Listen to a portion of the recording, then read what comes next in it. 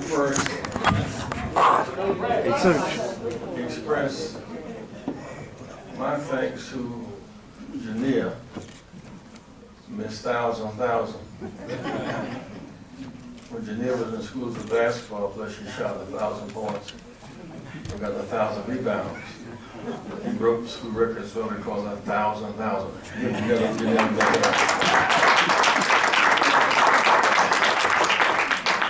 Coming in and out of the market, in and out of this session, no disrespect, it's just that we're covering a lot of territory, and so I'm having to cover a lot of sessions, and leave here on the way to Flint, Michigan, and then to South Carolina. Let me say this bit in passing by marketing. Ultimately, there's nothing more powerful than the sound of the genuine. The sound of the authentic. There are two candidates on the field right now, and people say one sounds more like he means it than the other. It's a way of saying there's nothing more powerful than the genuine. Believe what you say and say what you mean. Say so-and-so went to a Harvard, a Princeton, a Yale. People care that you know. You want to know that you care, ultimately. Care that you know is a big deal, but know that you care is an even bigger deal. It's my belief that, and my conviction that we must first strive to be free, and success is a byproduct. Because trying to be successful will never be free. Some successful people, in the material sense, are unfree. There's nothing more powerful than having the capacity to have your options. I think, when I think of artists and the power of artists, I remember Dr. King was talking about the Vietnam War. When he started talking about the Vietnam War, the press attacked him. They didn't know he was talking about. They undercut him in every way. They tried to scandalize Dr. King. Many churches closed doors in his face. Many of his friends turned their back on him. It was a very difficult season. He was simply saying that the war was immoral and costly, and the bombs dropped in Vietnam would drop where they exploded out the streets, saying that we should be fighting a war on poverty at home, we're in war in Vietnam. We should be healing at home, not killing abroad. He was saying those simple truths, but he was being attacked like your off message. And Marvin Gaye came out with what's going on. And he put the same message to music. All of a sudden it became the thing to do. It's just where music and message had authentic change, game-changing power. When music has game-changing power, whether it's a rap, a jazz, a gospel, it ought to have some, for people who are unfree, some social transforming message in it. I remember when we were, for about 15 years, John Conyers tried to get a King holiday. He was laughed at. Even other Black Caucus members didn't support him. Not because they didn't think the King holiday was not a good idea, they just thought it just couldn't happen. It was just like, be for real. The King holiday, after all, when Dr. King was killed, he was a very hated man, by the way. A Harris poll had come out the week before he was killed. 55% of blacks saw him in disfavor. Said 39, he was over the hill. 55% of blacks were negative toward him at that time, and 72% of whites were negative toward him. You say, I'm going to believe in nonviolence if everybody in the world picks up a gun. That is my conviction. And I think the war is wrong no matter who supports the war. He just came down that road. At any rate, Conyers and a few of us would have these marches. It'd be so cold January 15th every year. And we kept trying. And at some point, Stevie Wonder put together a song, Happy Birthday, Martin Luther King, Jr. And artists using the skill of music and took it to another level. The power of the authentic message it has, transforming power. I remember my child was born, and my youngest son had not been a baby. He had been a baby for 5 years. And We were trying to figure out how we break him. He would no longer be the baby. The baby was coming, and we were trying to figure it out. He came and explain to us what happened. Because he had heard Stevie do Isn't She Lovely, which is a scene taking place in the room when the wife is having the baby and the water breaks. He was explaining the whole process.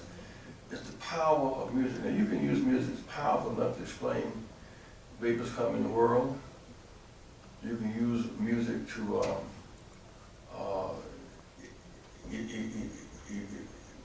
put a guy like Dr. King where he should be in the world community. You can use it to stop war. You can use music to self-destruct.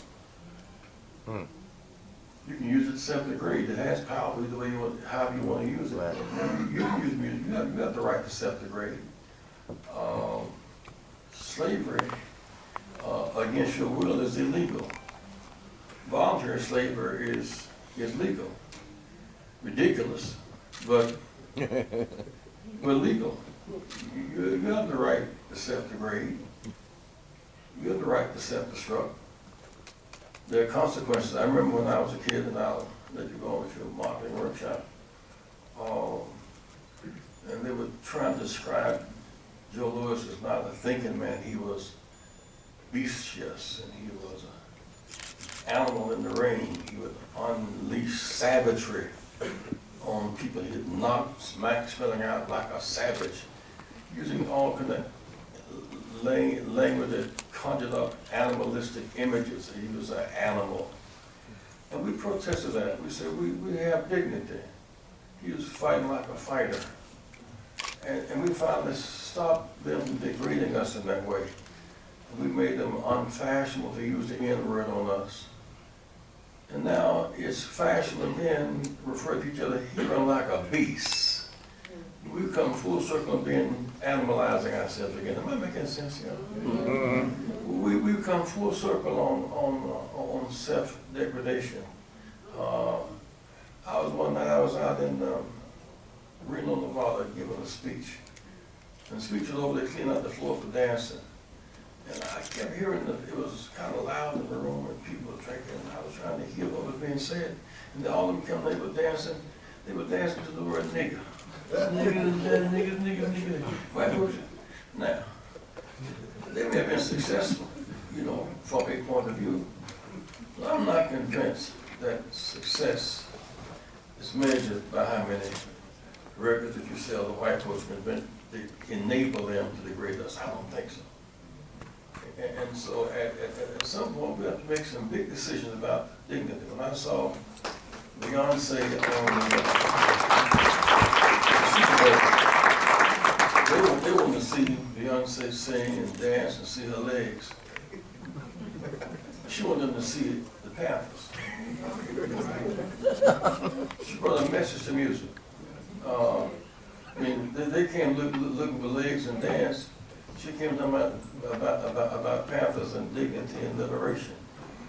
It seems to me, just a way of thinking, that it is the music that we find liberation.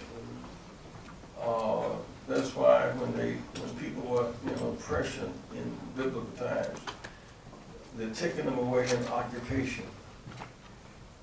And they said, down by the rivers of Babylon we wept. They asked to sing the Lord's song in a strange land. They asked to sing, and they made us dance. It's one thing for people to call you, make you dance to degradation. When you volunteer to dance to degradation, slavery is illegal. Voluntary slavery is free. And it's just absurd. It's not illegal. Now, why am I appealing to you in this way? In the South, we're going to South. We're going to Flint, Michigan tomorrow, where they've been drinking water 50 years from the water coming from Detroit River, water in Detroit. They decided to privatize the water and unleash poison water on the people. The water was so poison until they had to stop from using it in cars. They couldn't make GM cars in the water. They resourced their water because it was too coarse for car motors. for the people that were smelling and it was brown water, and they were degrading the protesters. They went a step further. If you don't pay your water bill, or even today, they take your house. What? Yeah, they're still paying for dirty water. So we're going to march in Flint tomorrow. Because here is a case, is an act of terrorism. It's a crime scene. People in jail for 3 or 4 years for some crack and unleashed poison water on 100,000 people. Somebody needs to go to jail and explain this situation behind the bars.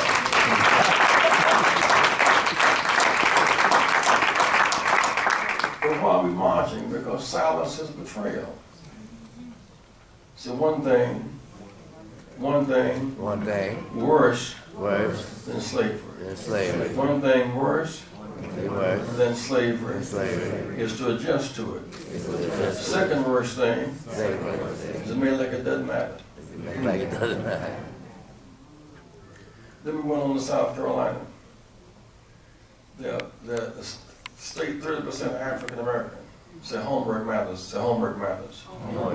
State 30% African American. Less than 1% of the state contracts are African American. 30% African American. Prison 75%.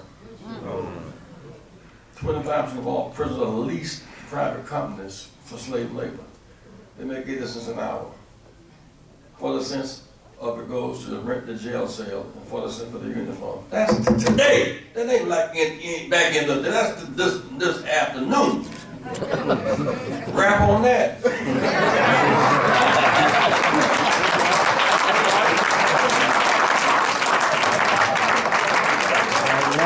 That's why Sam Cooke wrote a song called Chain Gang. I mean, why are we fighting so hard to register people to vote? Well, voting doesn't matter. Well, voting does matter.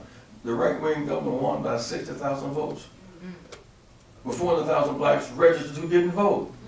She won by a non-vote. I mean, 1 million blacks in that state. There are 1 million people in that state who are Medicaid eligible because they are poor. 250,000 have no health insurance at all, and they turned down $14 billion with a $7 billion budget because they don't want Obamacare. I mean, if you look for some fights, there are some fights around in there. and if we apply our art into it and mobilize our people with the power, if you connect the music and the object, you know, it's like if you connect the bat with the ball, you get a home run. If you're just swinging in the wind, you're just taking exercise. Might pull your waist out.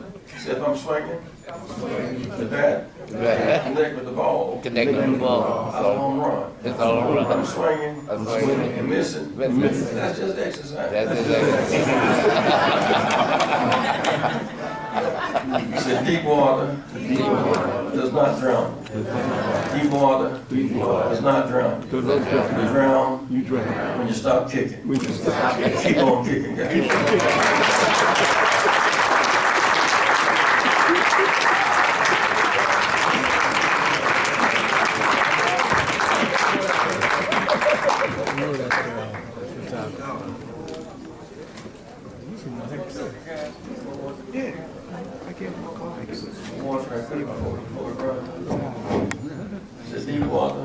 Deep water does not drown. You drown, you stop kicking. You can kick. Do kick. Keep hope alive. No.